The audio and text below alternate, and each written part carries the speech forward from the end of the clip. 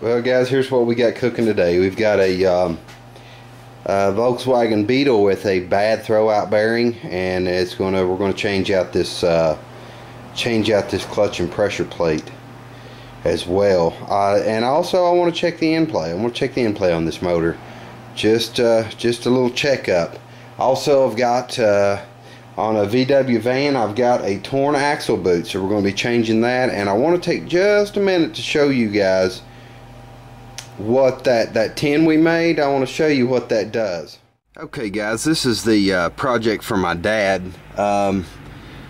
It had the Type 4 engine, 76 model van, had the Type 4 engine. We built the 1915 and put in it. This is the hole we've got. We've got to fill this hole. I'm going to cut this off, this van. I never planned to have a Type 4 in this van. So I'm going to go ahead and cut this flange off right here. And what that metal does, it seals from here over to here. It's going to come out, step down with a 90, and come right on back and seal all the way in here. You got to have that. You're going to be sucking dirt up in around your motor. You're going to be sucking exhaust heat and then trying to cool the engine with air that's already been heated. It's just not a good situation. Not a good situation at all. So I just want to show you what that, why the tin is necessary. Okay, guys, let's get this pressure plate off here. Hoping to get the axle boot, CV boot, whatever you want to call it, replaced. Get this clutch and pressure plate replaced, and get both of these projects knocked out today.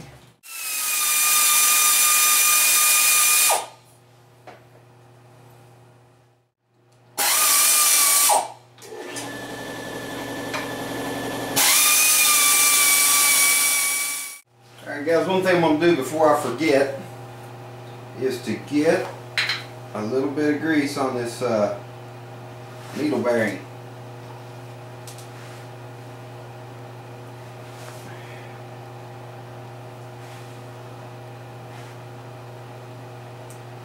There we go. Just a little, I guess a little preventative maintenance. Alright, guys, I want to check the end play here on this engine real quick. I got it set up. Whoa. Very bad.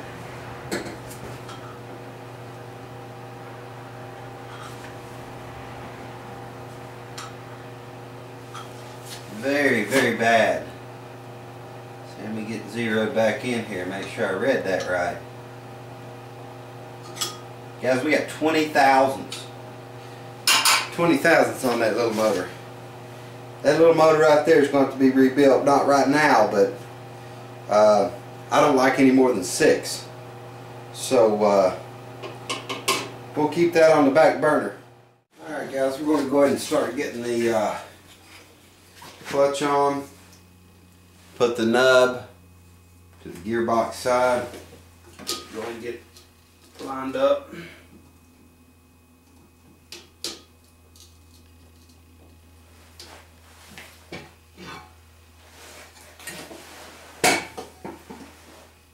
Got my bolts and my washers ready.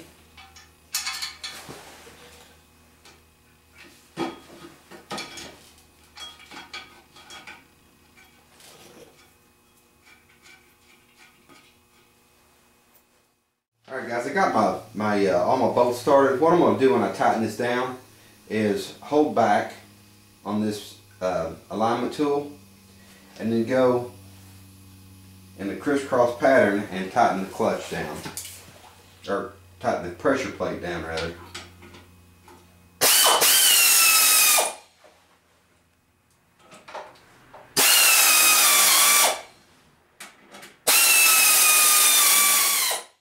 Alright, gang, got my flywheel lock on here. I'm going to finish tightening these up just using common sense torque wrench. Go around here in the crisscross pattern. Get her tightened down. and this bad boy will be ready to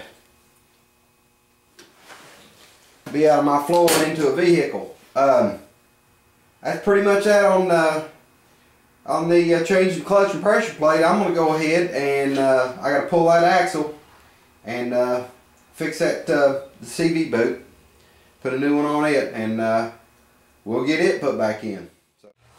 Alright guys, I don't know if the lighting is good enough here. Let me see if I can turn this light on, if it'll help.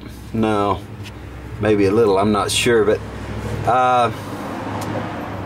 I don't know if I can video this very well or not. What I try to do when I take these out, and I am using the one where I can use my 6mm Allen head with the socket. The ones that had the little spline in them, they're about a one-trick pony. You can get them in, but taking them out, you about strip them every time. I use these. And I want to show you, this is a 6mm. Fits on the 3/8 drive with the Allen. That's the best to use on these. And I always try to wake these up before I take them out so I don't bust the head. And what I mean by that is you put that socket in there and take you a hammer and wake that thing up. Those are very hard to deal with.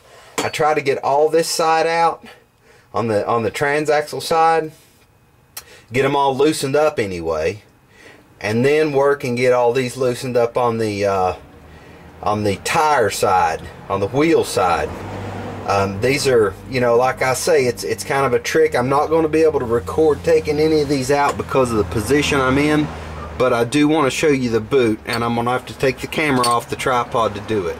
There it is, guys. I caught this boot before I wiped out my CV joint. This is the boot I've got to replace. It was cold weather, it just cracked. I'm glad I don't have to replace the CV joint there, but I do need to get this. If I ran this with this busted like this very long, I'd have dirt in there and I would completely wipe out that CV joint. So anyway, I'm gonna go ahead and cut this camera off and get to work.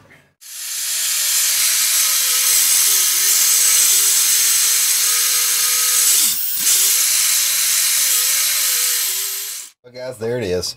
I had to cut the head off that one, and now we can just get it out of there, no problem. Alright gang, we got the axle out of there. A little bit of trouble, but we got it. We'll go ahead and cut this old boot off of here. I want to get this cleaned up a little bit, and then we'll have to get our clip out of here, get our CV joint off. Got our new boot here, and we'll put it together. Alright guys, we got the snap ring off, got the CV joint off. Be a little easier to clean and take care of. I need to get this piece off. That's the back part of the boot, and you got to be careful because these things can come apart, you know, if you're rough with them. So you definitely don't want to handle them rough, you know. Watch what you're doing. There's our snap ring. All that's got to be cleaned up. But I'm gonna finish cleaning on this shaft here.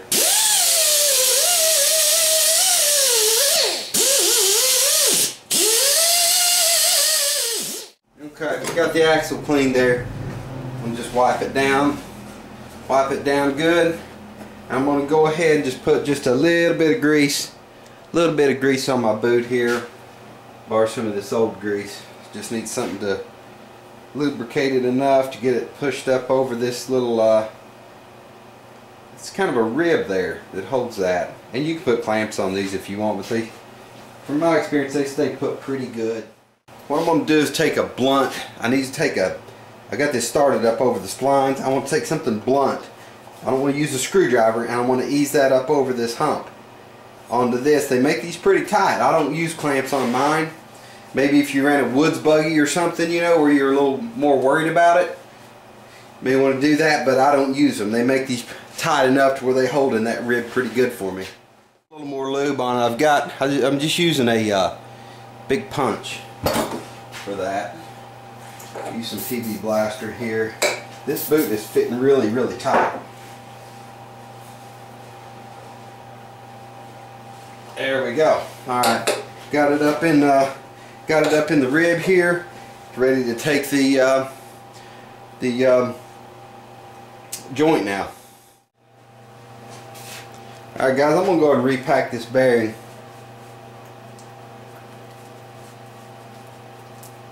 Get it pushed in. I'm going to do this on both sides of it.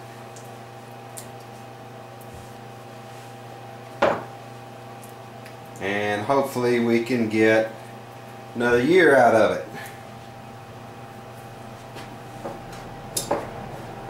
See all the any cavities that are in there, I like to fill those completely. And it's a lot of times, you know, with bearings, by rule of thumb, when you pack it and you can see it mash out the other side, you know you've got that bearing completely packed.